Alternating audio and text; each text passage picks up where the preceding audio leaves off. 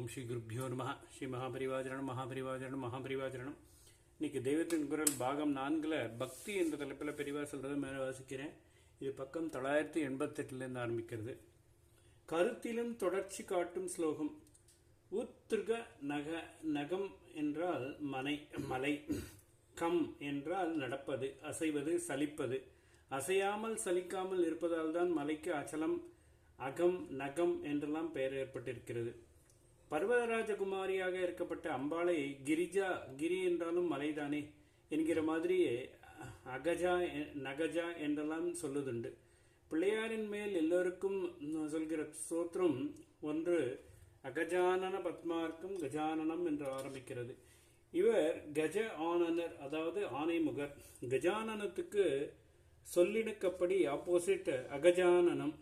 ஆனால் வார்த்தையின் அர்த்தப்படி பார்த்தாலோ இந்த கஜானனர் அகஜாவான பார்வதியின் ஆனன, அதாவது முகபத்மத்தை மலர்விக்கும் அர்க்க, அதாவது சூரியனாக இருக்கிறார். அகஜானன பத்மார்க்கம் கஜானனம். அகம் நகம் இரண்டுக்கும் ஒரே அர்த்தம், மலை என்று பொருள். உத்ருத நக என்றால் மலையை தூக்கியவனே, மலையை தாங்கியவனே என்ற அர்த்தம். கிரிதர கோபாலன் என்ற மீராவா எப்பொழுது பார்த்தாலும் பாடிக்கொண்டிருந்தது இந்த அவசரத்தை தான்.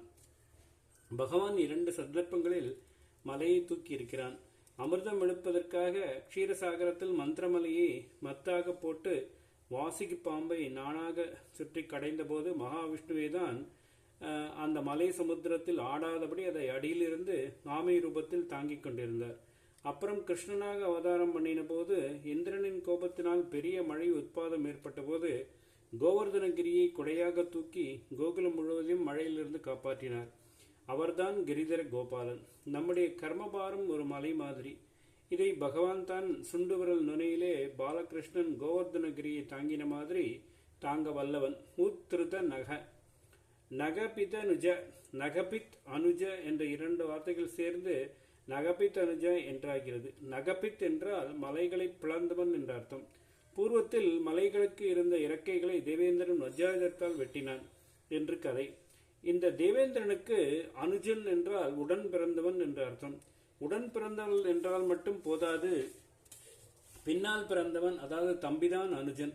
முன்னால் பிறந்த அண்ணா, பின்னால் பிறந்த தம்பி 2 பேருமே உடன் பிறந்தவர்தான். இவர்களில் முன்னால் பிறந்த அண்ணாவை பூர்வஜன் என்றும் பின்னால் பிறந்த தம்பியை அனுஜன் என்றும் சொல்ல வேண்டும். தேவேந்திரனுக்கு தம்பியாக பிறந்தவர் பகவான். ராமானுஜன் என்றால் ராம அனுஜன், அதாவது ராமனுக்கு தம்பியான லக்ஷ்மண சுவாமி. லக்ஷ்மணன் ஆதிசேஷ அவதாரம். சேஷாவதாரமாகவே வைஷ்ணவர்கள் சொல்கிற ராமானுஜாச்சாரியாருக்கு லக்ஷ்மணன் என்றே பூர்வாசிரமத்தில் பெயர். விஷ்ணு எப்பொழுது இந்திரனுக்கு தம்பியாக பிறந்தார்? வாமன அவதாரத்தின் போதுதான். இந்திராதி தேவர்கள் யாவரும் கஷ்யப மகரிஷிக்கும் அதிதி என்ற அவருடைய பத்னிக்கும் பிறந்தவர்கள்.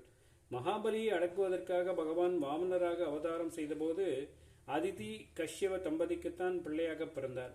இதனால் இந்திரனுக்கு அனுஜனாகிவிட்டார். உபேந்திரன் என்று கூட இதனால் அவருக்கு ஒரு பெயர் உண்டு. கிருஷ்ணாவதார காலத்தில் இந்திரனின் கர்வத்தை அடக்கி அவனை அடிபணிய வைப்பதற்காகத்தான் கோவர்தனகிரியை தூக்கி உத்ருத நகராக ஆனார். பூர்வத்தில் வாமனாவதாரத்தில் அதே இந்திரனுக்கு சகோதரனாக நகபிதனுஜனாக இருந்திருக்கிறார். இப்பொழுது மகாபலியை அடக்கி இந்திரனுக்கு தேவலோக ஆதிபத்தியத்தை மீட்டுக் கொடுத்தார். பகவானுக்கு தனியாக ஒரு மனுஷர் மீது பிரியம் அப்பிரியம் என்பதில்லை. ஒருவர் அடக்கத்துடன் தர்ம வழியிலே வர நினைத்தால் பிரியமாயிருப்பார். அவரே அகங்கரித்துக் கொண்டு அதர்மமாக போனால் தண்டிப்பார். ஒருத்தர் செய்யும் நல்லது கெட்டதுகளை வைத்தே அவரது பிரியாபிரியங்கள். ஒரே ஆசாமியின் விஷயமாக இப்படி அவர் மாறுபட்டு செய்வதை ஒரே ஸ்லோகத்தில் அடுத்தடுத்த ஆச்சாரியால் கோத்து கொடுத்திருக்கிறார். உத்ருத நகபி தனுஜ. தனுஜ குலாமித்ர தனுஜர் என்றால் அசுரர்கள். தனு என்பவளின் பிள்ளைகள் தான் தனுஜர்கள். தேவர்களுக்கு பிதாவான அதே கஷ்யபரின் பத்னி தான் தனுவும். தேவர்கள் அசுரர்கள் அனைவருக்குமே அவரே பிதா. மாதாக்கள் வேறு வேறு. அதிதியின் பிள்ளைகளான தேவர்களை ஆதித்யர் என்கிறார்கள். திதி என்று கஷ்யபருக்கு ஒரு பொண்டாட்டி உண்டு. அவளுடைய பிள்ளைகள் தைத்தியர்கள். இவர்களும் அசுரர்கள் தான். தனுவின் பிள்ளைகளை தனுஜர் என்பது போலவே தானவர் என்றும் சொல்வதும் உண்டு. நகபி தனுஜ என்கிற போது வந்த தனுஜ என்பது 2 வார்த்தைகளின் சந்தியில் ஏற்பட்டது. அதை நகபித் அனுஜ என்று பிரித்தால்தான் அர்த்தமாகும். நகபி தனுஜ என்று பிரித்தால் தப்பு. பின்னாடி தனுஜ குலாமித்ர என்று வருவதற்கு அந்தாதி கிரமத்தில் படி போடுவதற்கு ஸ்ரீ ஆச்சாரியால் நகபி தனுஜ என்பதில் 2 வார்த்தைகளின் சந்தியில் ஒரு தனுஜவை முடிச்சு போட்டிருக்கிறார். அதே ஸ்லோகங்களில் இப்படி வேடிக்கையாக வரும். அகஜானன பத்மார்க்கம் ஸ்லோகத்தில் கூட அநேக தந்தம் பக்தானாம் ஏகதந்தம் உபாஸ்மகே என்று வருகிறது. இதென்ன வேடிக்கை? ஒருத்தரையே ஏகதந்தர் அநேக தந்தர் என்றால், அதாவது ஒரு தந்தம் உள்ளவர் பல தந்தம் உள்ளவர் என்றால் எப்படி சரியாகும் என்று தோன்றுகிறது. அநேக தந்தம் என்பது அநேகதம் என்ற வார்த்தையாகவும் அதை அடுத்து வரும் தம் என்ற வார்த்தையாகவும் பிரியும். அநேகதம் தம் என்பது அநேக தந்தம் என்றாகும். பக்தானாம் அநேகதம் என்றால் பிள்ளையார் அவருடைய பக்தர்களுக்கு அநேக விதமான நலன்களை அருள்கிறார் என்ற அர்த்தம். தம் உபாஸ்மகே என்றால் அவரை உபாசிக்கிறேன் என்ற அர்த்தம். அவருக்கு ஒரே ஒரு தந்தம் தான் உண்டு, ஒற்றை கொம்பர், ஏகதந்தர். இந்த ஏகதந்தம் என்பதே வார்த்தை விளையாட்டில் இன்னொரு தரம் வந்தால் கவிதைக்கு அழகு செய்கிறது என்பதற்காக அநேக தந்தம் அநேகதம் தம் பக்தானாம் ஏகதந்தம் உபாஸ்மகே என்ற ஸ்லோகத்தில் வைத்திருக்கிறது.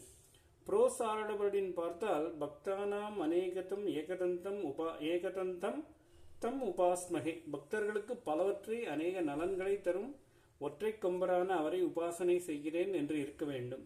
எந்த பாஷையானாலும் பொயட்ரியில் வார்த்தைகளை முன்பின்னாக வைக்கலாம் என்ற விதிப்படி இங்கே மாற்றி இருக்கிறது. தனுஜ குலாமித்ர என்றால் தனுஜ குலமான அசுரர்களுக்கு பகைவர் என்று அர்த்தம். இந்திரனுக்கு தம்பியாக காஷ்யப அதிதி தம்பதிக்கு பகவான் அவதரித்த போது தனுஜர்களும் அவருக்கு பித்ருபக்ஷத்தில் அப்பாவை வைத்து பார்த்தால் அண்ணாமார்கள்தான். தனுஜர்கள் அவருடைய மாற்றாந்தாயின் பிள்ளைகள். ஆனால் உறவு முறை பார்க்காமல் தர்மா தர்மங்களே பகவான் பார்ப்பவர் ஆதலால் அவர்களுக்கு அமைத்திரராக, அதாவது பகைவராக இருந்தார். ஒரு சமயத்தில் நல்லவனாகவும் ஒரு சமயத்தில் அப்படி இல்லாமலும் இருக்கிற இந்திரனும் அவன் அன்போடு தம்பியாக இருந்து மகாபலியிடமிருந்து அவனுடைய ராஜ்யத்தை கிரகித்து அவனுக்கு அதை திரும்ப கொடுத்திருக்கிறார். தண்டிப்பவராக கோவர்த்தனத்தை தூக்கி பிடித்து அவர் சக்கையாக மழை பெய்து அப்புறம் தானே சக்தியெல்லாம் இழந்து சக்கை மாதிரி வந்து காலில் விழும்படியும் பண்ணினார். எல்லா சமயங்களிலுமே கெட்டவர்களாக இருக்கிற தனுஜர்களும் சகோதரர் முறையாக வேண்டியவர்கள் ஆனாலும் அவர்களுக்கு அமித்திரர் என்றே சொல்லும்படியாக எப்பொழுதும் இருந்திருக்கிறார். ஓம் ஸ்ரீ குருப்யோ நமः. ஸ்ரீ மகாபரிவாச்சரணம் மகாபரிவாச்சரணம் மகாபரிவாச்சரணம்.